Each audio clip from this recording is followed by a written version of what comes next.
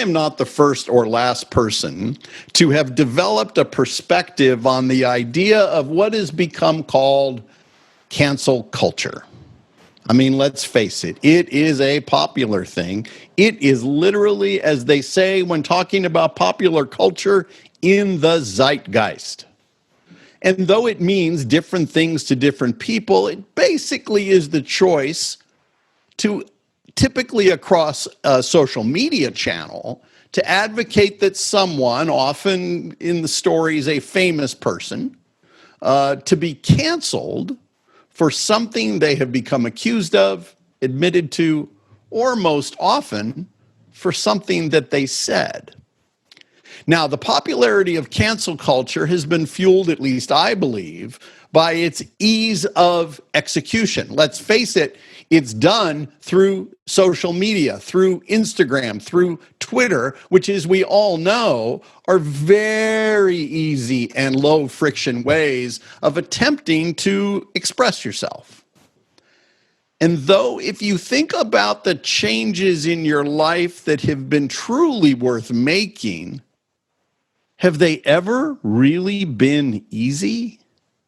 If you can think of some changes in your life that were worth making, that were easy, then all I can say is I respectfully, at least in my history, and at least in looking at the history of many others and their life experiences, I see zero support for the idea that important work in one's life is easy. But be clear, cancel culture is. Pause for a second and indulge me. Just let go of your phone for a moment and identify for yourself not somebody popular or famous that you heard about, but rather make your thinking about someone that truly matters to you in a knowing and personal way. It could be a family member or a friend. Someone may indeed come immediately to mind. Now, my question for you is, what is the result that you will create by making some keystrokes or taps on glass to, in essence, eliminate them from existence? I mean, think about it. As a friend of mine put it, who profits from the emotion that you're feeling in the move to eliminate that person? Now, does that mean that no matter what someone says or does, that you should not resist and rebel against this egregious act?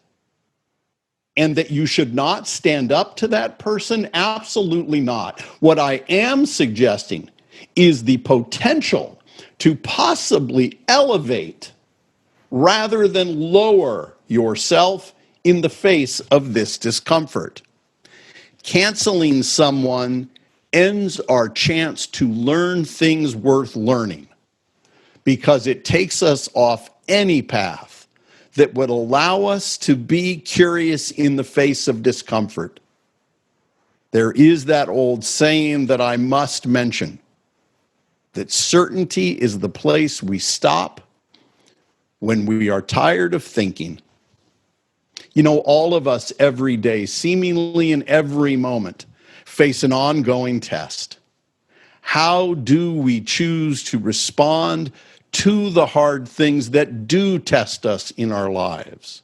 Because no matter what someone says or does, unless they are threatening us with real harm, we have a choice of what to do as a reaction.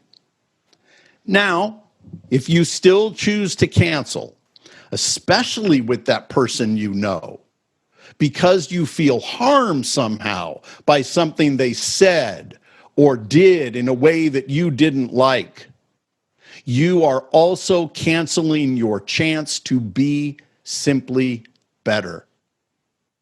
Okay, now you can pick up your phone again, and as you do that, also ask yourself one last question. Do I help myself and the people that I care about by the act of elimination or by the act of engagement? Or as one more quote goes that I read the other day in this fascinating book about art in our current world, are you looking to find nourishment, or are you just identifying poison? It's your choice.